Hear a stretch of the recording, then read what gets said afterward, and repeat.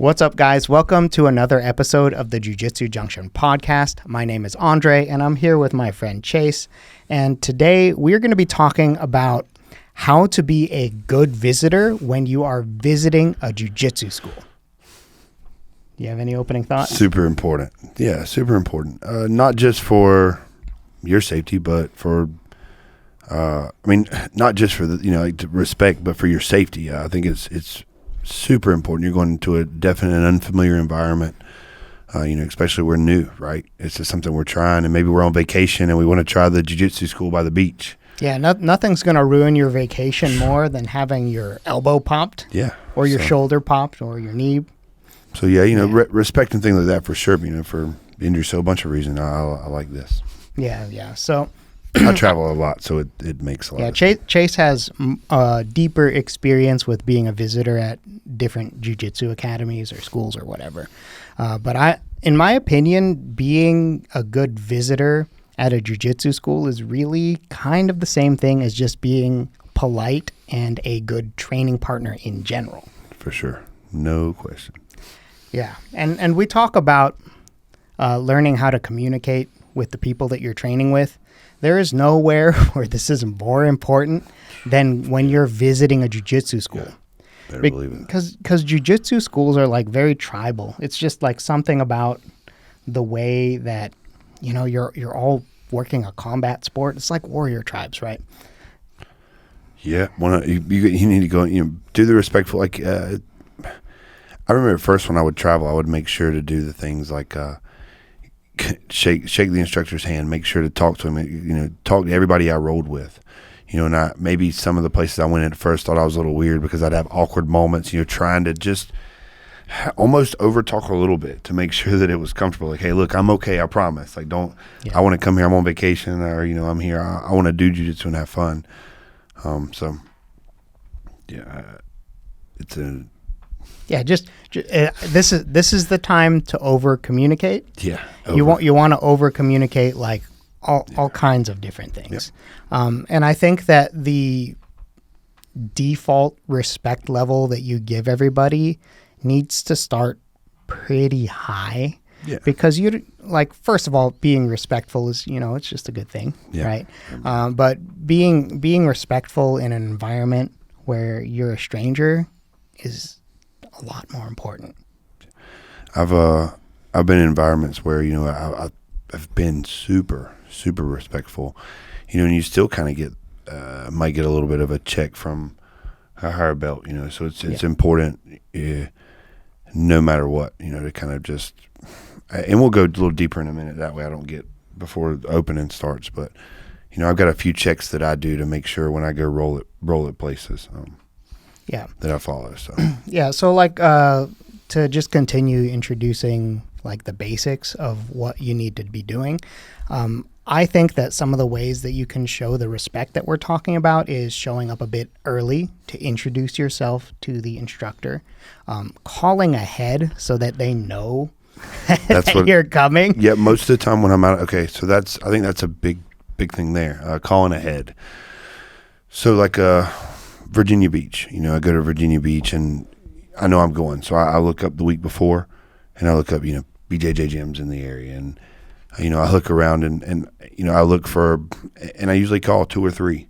Ask what their mat fee is. That's always because you don't want to show up and somebody say $20 mat fee and you kind of be like, $20 mat fee. You want to be prepared for that. And there are places that there's no mat fee.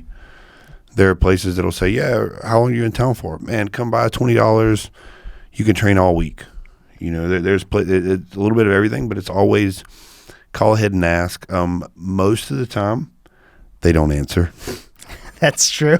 Yeah, that makes sense. But you leave a voicemail, and they at least know, like I promised the instructor, oh, yes, you're coming by. Yes, sir, thank you. Yeah. So they at least know you're coming by. Most schedules are online, so, I get there early no matter what. But always call ahead of time. You can definitely, and occasionally Carlos Machado in Virginia Beach, real cordial, answered the phone, told him when I was coming in, and their drop-in fee was a little steep. So I ended up going to another place where, but it was a $40 drop-in fee. I've never heard of a drop-in fee being that high. I think I was a big guy, and there wasn't a lot of big guys when I walked into the class. I guess and I tried to tell him, I was a big guy, and I'd wrestled in college, and you could tell he was teaching a beginner class, and then he actually he knew what time I was coming in. He kept teaching a little bit longer, and I could tell it made him a little uncomfortable. Like, it was a beginner, there wasn't anybody over a blue belt in the room. Right. And he was, $40, and I was like, oh, yes, sir, I thought, I apologize. I didn't, $40. I didn't prepare for that. I was like, can I sit and watch class? Is that okay? And he actually allowed me to roll one person, and then he rolled with me and tried to kill me. Okay. Throwing shade at someone on the internet. It sucked. Yeah. Man, this was because it was early. And I just had enough. I was big enough, strong enough, kind of, and could wrestle. Yeah. And he tapped me up 3, 4, 5 times. It was super early, but just on that respect, and I just yes sir'd him the whole time. That was awesome. Like, thank you.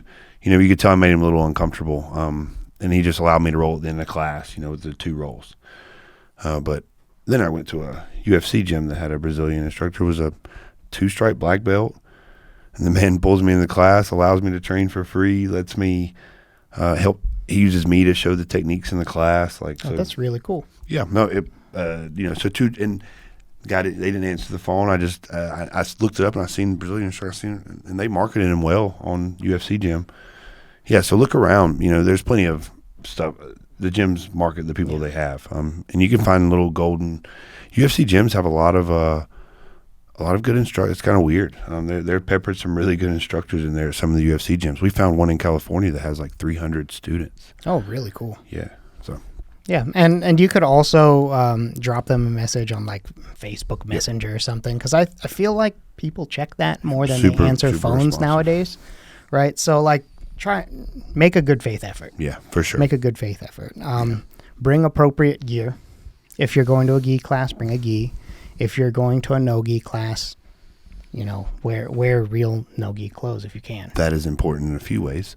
One, obviously, because you want to wear the outfit of the class, but if you have to buy something there, that's worse than a $40 mat fee.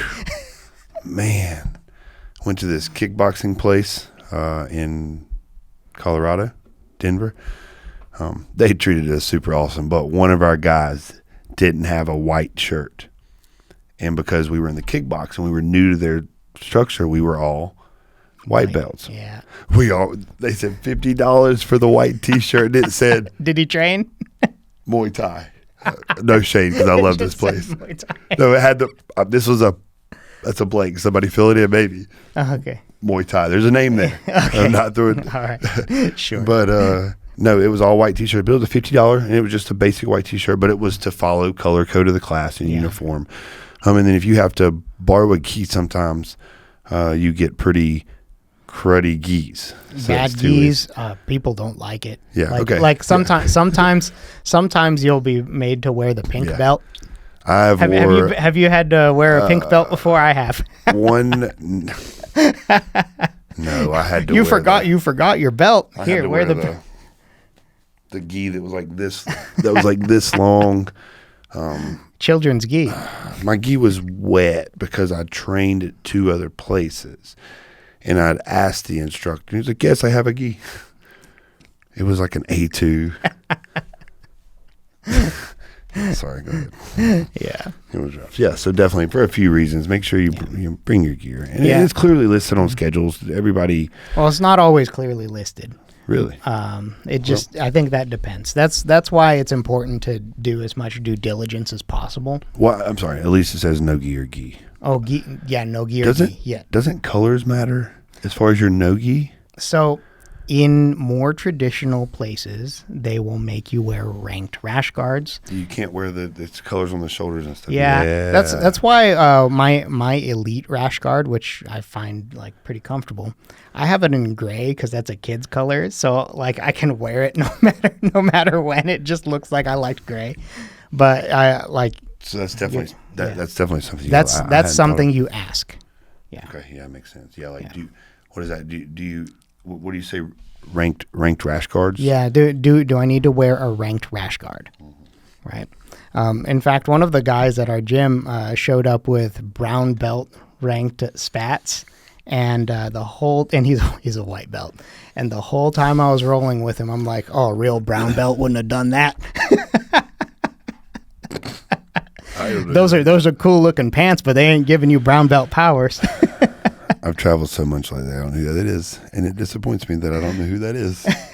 I love it. But yeah, no, that's actually something that I look at. So if somebody new comes into class and they have a color on their shoulder, I usually ask. Yeah. I'm like, hey, is this your first day? Or, have you done a little bit of jiu-jitsu? More than less, I get, I'm new. Most of the time, that's something that people don't know. Yeah. Yeah, so that's one of the questions. That's why I think that you should own at least one ranked rash guard. Like especially if you're somebody who travels a lot, you're going to use it. Just get one that's reasonable. Like the elite one's pretty neutral, comfortable, right? Or at least neutral. Not you can go neutral, but there's no reason. Like how many times do you belt rank up? And these ranked rash guards are like $20 to $30. Yeah. Like just a part of the belt up. Yeah, makes sense. You level up your gear by another $20-$30. That's not, in my opinion, that's not that big of a deal. Yeah, but if you want to get something neutral, then that you could use forever, then do that. But definitely it comes up enough that it might be worth $20 to $30 to pick up a ranked rash guard. Yeah. Right. So other general guidelines that I feel like we need to include, that I feel like we shouldn't need to include, but we do need to include, are the hygiene items. Make sure your gi is clean. Make sure that your no-gi is clean, right? Make sure that you're wearing the right things. If you're wearing a gi, wear a shirt. Yeah, if you're wearing a gi, wear a shirt. Yeah, I get a lot of I got a lot of hate on that video from people who are like, hey, in my school. Yeah, well, in your school that's fine, but I'm trying to talk in generalities that will be helpful. I wear a shirt so people can't see my muscles, okay? I wear a shirt because of the opposite reason. Hey, to each his own. Still, but we're both being respectful. Yeah, it's just you're just trying to make sure that you're broadly compatible with the people. Like for the most part, people aren't going to like it. I've been to like 2 gyms where people were like, man, they'll wear like short spats and no shirts, like. Oh, really? More like MMA. I've been to a couple like MMA based, and then 2 in California. That's rare though, right? Like a no-gi. Well, 2 in California. One of the, I guess it was like, it wasn't a 10th Planet, but it was somebody who broke away from 10th Planet or something. But they like ADCC style, like no shirt and short spats. I wouldn't make it. One time and one time only. Yeah, and interesting. But it's pretty rare. Super rare. And it's usually at an MMA place, if anywhere. Yeah, for sure. And I've definitely. Or a place that's like there are some of these schools that are kind of like, the ADCC is really big. So there's some schools that kind of focus. So they'll do ADCC. Yeah, so like when they're getting ready for ADCC, they'll no shirt. Well, that makes sense though. Yeah. You're preparing for your competition's rule set. Like I even said that in the video. Like, if you're about to compete, stop wearing a shirt if you can, because you're not going to be able to wear a shirt. When we spar, for MMA fighting, when we spar, we make like hard sparring is kind of defined by taking your shirt off. Yeah, it's like okay, it's time to go. Yeah, if you know it's hard sparring, we're not being cordial anymore. Yeah. Shower, please. Shower. Like if you've been traveling all day, you should probably rinse off. And if you can't, then at least like a wet hand towel or something. Anything that will keep you from smelling actively bad before you start rolling. Yes. Flipflops. Hygiene flipflops is something that a couple times I've been like, oh man, I didn't think about that. I was just being out of town, traveling. like, man, I didn't think about bringing my flip flops to the gym. We were out walking. I was like, shoot, you know. Yeah, then you have to put on your socks and shoes in order to take a leak before you head back to the Or some mat. places will sell you some places will sell you flip flops. But yeah, that's something For with your hydrate. $50. No, they're not usually not bad actually. Sometimes the instructors let you borrow theirs. It's kind of weird, but 10th Planet in Belgrade. I would love for these guys to hopefully, you know, connect with these guys again. They come to America and connect with them. But 10th Planet, he was like, hey, we got some right there. Everybody can use those. All right. Yeah, I've been to a couple of schools where they just had flip flops that sat outside of the bathroom, and Makes sense. and they were in like 2 or 3 sizes, and then you pick them, you go in there, and then I like that idea. It's like it's the cheapest infrastructure a school could have. I wish more of them did it. Yeah, you better believe it. So okay, let's see what else we got here. So there's like if you've been around jiu-jitsu long enough, you know certain things like avoiding leg locks when you're a beginner, avoiding leg locks with strangers, talking about it at the very least. But I don't know if I would want to do a leg lock shootout against someone I don't know. So if you're a leg lock specialist, which if you're a beginner and you're a leg lock specialist, I think you're doing something wrong. Yeah. Because you're gonna have some issues with like guard development and just like there's a lot of play that just gets cut out when you dive for a foot. Yeah. Anytime you're training somewhere, you know, I try to really I set goals before I go in places. This is probably the easiest way to. I set goals when I go into places and specific things that I want to work on. Obviously, I guess before I dig into this, move of the days is all. Like you can, you know, whatever that instructor is teaching, that's always a viable way to kind of help keep you within a barrier so bad stuff, Yeah. you know, kind of doesn't happen. Is if you stay within the barriers and you're trying to hit the moves and stuff that we're working on specifically. Yeah. You know, that day in class, you know, that's always a good route because even if you go kind of hard, like it's kind of like, even if you mess up and go a little harder than you should go, like you're trying the stuff you're learning that day. And I'm sorry, this is cool. I'm trying to learn it, you know, and that's a good adjustment. Yeah.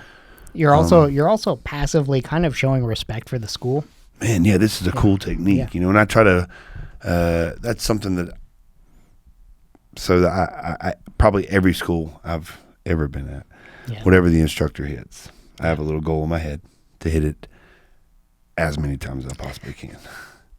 Well, I don't in a nice, respectful way, but I mean that used to not be, man. That used to be me trying it 100 times and getting tapped 78 times. You know, so it ain't like it's has the ratio improved. Ooh, just slightly. Just slightly.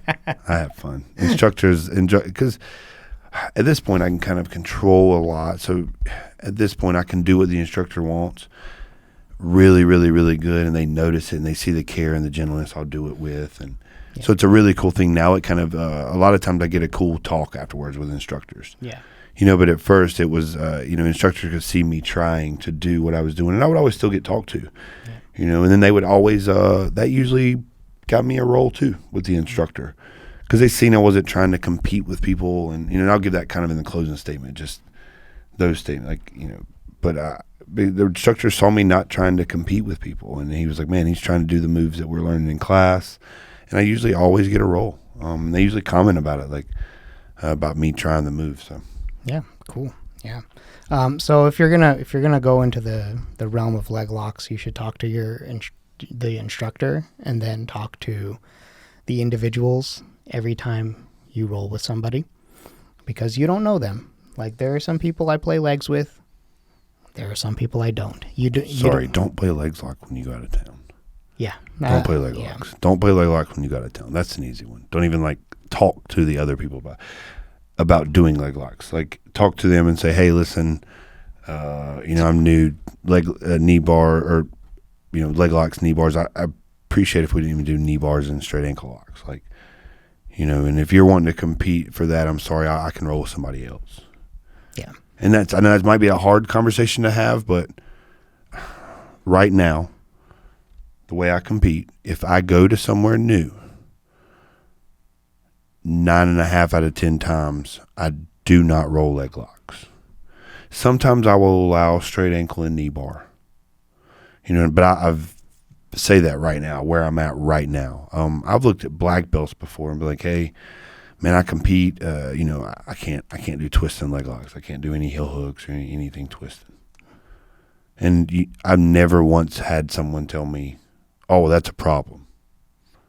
Ever.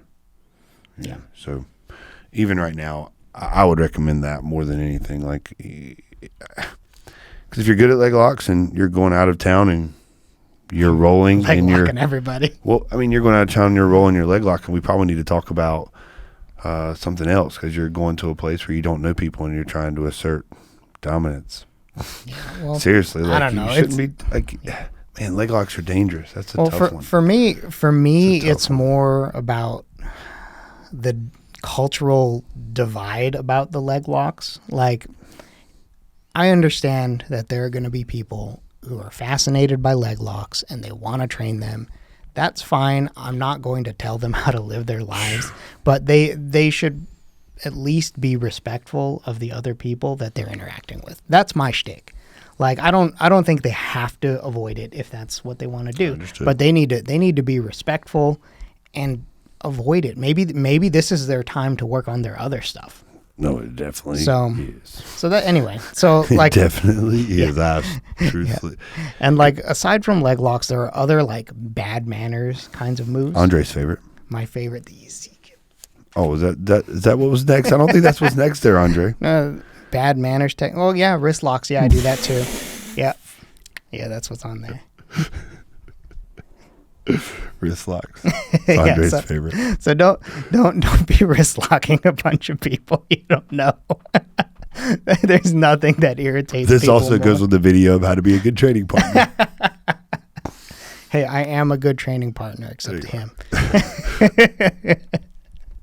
Yeah, I hope they can hear that. No, they probably won't hear it. We were rolling our wrists. If you're just listening, and they were cracking. They're like it didn't cement. come from all the football. It came from Andre, if you're wondering. Cement mixer wrists.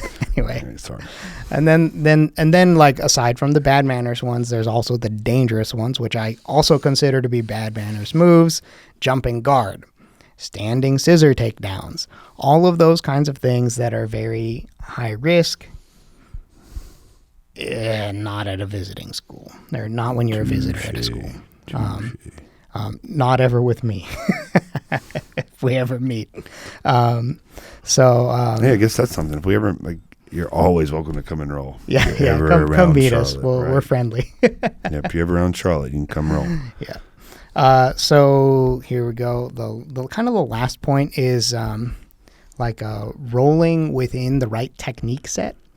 Yeah. We talked about on a previous podcast how you should handle mixed belt level rolling, and we kind of came to the conclusion that you need to be choosing the lowest rank of whomever. That rule set, right?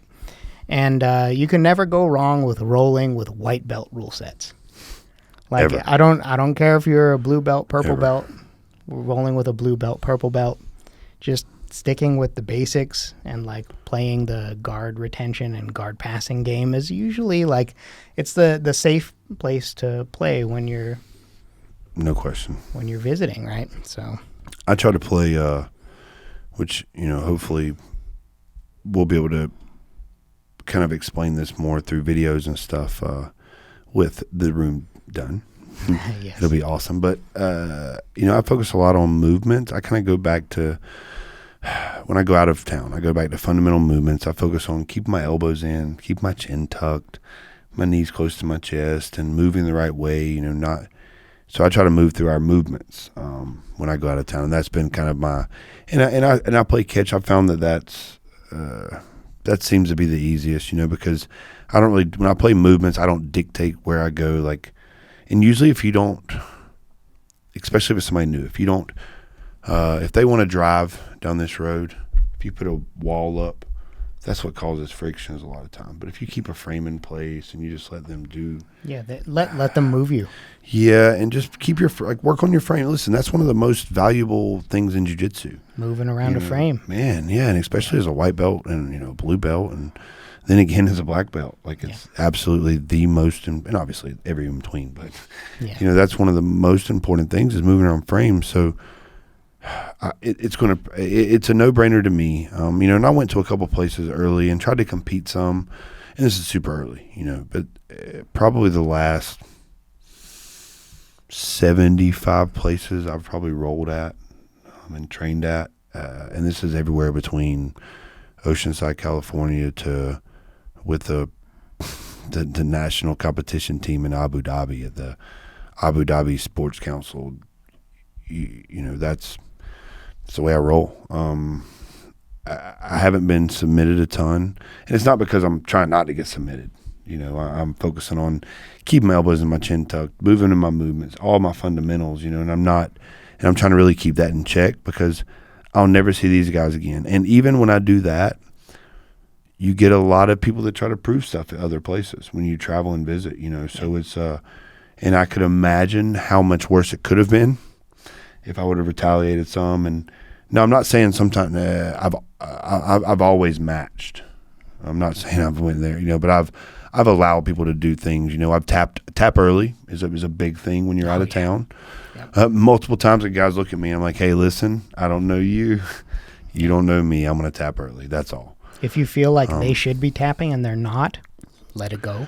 That's also, that's why I say work behind your frames and your movements. That's super important. And then I probably wouldn't finish anything. I know that sucks. I know. I don't know. I think that you could finish some things that are like really gentle. Well, but maybe. I totally agree. I just know that, to mitigate problems, that's something that I do. It's very rare, that I really will submit somebody. And earlier. Like now I will, but it's different now. But earlier, I definitely realized quickly that that's probably the safest way. And I can get better at other stuff, because working behind frames, it don't matter how good the person is in front of me. It doesn't matter. He could be really, really good or really, really bad. The spaz doesn't get past my good frames, and the black belt doesn't get past my good frames. So it's even like almost the way you should train at home. Yeah, I mean, there's a whole lot of value in doing those fundamentals the right way as much as you can. As much as you can, I picked on an event. I got to run an advanced adult class the other night, and I picked on the advanced adult class. I was like, hey guys, this is a really advanced class. I'm gonna give you a lot of really cool basic movements and fundamentals. 55 minutes later, I said, if you guys want to do anything live at the end, you can do whatever you want. The gym's yours. We didn't do but one partner drill. It was an advanced class. What are they supposed to be able to do? Yeah, and people are pretty bad at it. How? What do you think? 50% of the room?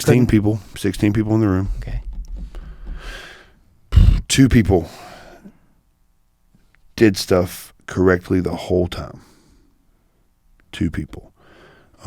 6 people, and this is actual numbers. Yeah. 6 people did not do one drill. They had to learn every single fundamental thing. Now, I am talking about a kickboxing class, so I can be a little more specific, but just stance, just checks, just teep, just front kick to back kick, front kick to back knee, front hand to back knee. Right. So basic things. Basic things. Those are the equivalent of jiu-jitsu frames. Yep. Yeah. So anyway, so be a good visitor, right? Please. Be respectful. Do all of the things that make you a good training partner, and it's a more high intense environment. It's a higher risk environment. Yeah, there's higher risk. So you need to do that. It's like it's somewhere between training at your home gym and being in a competition. And I'd say it's much closer to being in a competition. Probably like 80 on the way to 100. It isn't full yet, but yeah. So close. So yeah, be safe out there. Be very respectful, and you'll be able to do just fine.